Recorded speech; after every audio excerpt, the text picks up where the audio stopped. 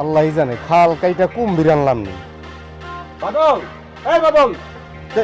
Sir, জি sir. ওয়ালাইকুম আসসালাম। কি ব্যাপার, জেনে গাড়ি কেন? আমার গাড়ি কোথায়? স্যার ওই আপনার গাড়িটা একটু ওই ডিস্টার্ব দিয়েছে, গ্যারেজে নিয়েছি, কইছে একটা দিন সময় লাগবে, এই কারণে আপনি কিভাবে যাইবেন? আপামরি ডান্সে ওইটা ঠিক হইলে আপামরিটা দিয়ে দিন স্যার। আশ্চর্য, সেটা তুমি আগে সারিয়ে রাখবে না? স্যার গাড়ি হলো কল কবজার ব্যাপার, কোন সময় ডিস্টার্ব দেয় কি হয় কইতে পারি স্যার। আচ্ছা, তুমি গাড়ির কাছে না থেকে ওখানে কি করছিলে? লজ্জার কথা কি কমু স্যার, ডর ভয়ে কই নাই। আমার স্ত্রীর লাগে আজকে বেশ কিছুদিন ধরে ঝগড়া, চিন্তা করছি যে আপনি আমার আগে একটু কথা বলি, কিন্তু ফোন ধরে না স্যার। তোমার স্ত্রীর সাথে তোমার ঝামেলা চলছে, কই একজনও তো কিছু বললে না, ঘটনা কি?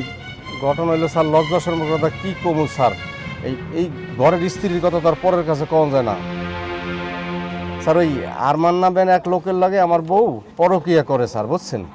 এখন কোনোভাবেই তারা ঠেকাইতে পারতেছি না, এই কারণে নিজের কষ্ট দুঃখ নিজের কাছে রাখাই আর ওই গলা কাটা মুরগির মতো ছটপট করেছে। আচ্ছা ঠিক আছে, ওই লোকের নাম্বারটা দাও তো, মোবাইল নাম্বারটা দাও, আমি কল করে সব ঝামেলা মিটমাট করে ফেলছি। দাও নাম্বার দাও।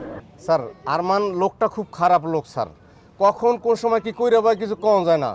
কয়েকজনকে স্যার ফোন দেওয়াইছিলাম, কোনো কাজ হয় না, উল্টো হ্যাগো আরও ট্রেডিং দেয় স্যার। আগে তো ফোনে পরকিয়া করতো, আর এখন সামনাসামনি ডাইকা আমার স্ত্রীরে তার বকুর উপরে মাথাটা রাইকা তোমার বাদাম খুইলা খুইলা সুন্দর করে খাওয়ায় স্যার। আর আমি স্বামী এটা দেই স্যার, এই লজ্জায় কিছু কই না স্যার।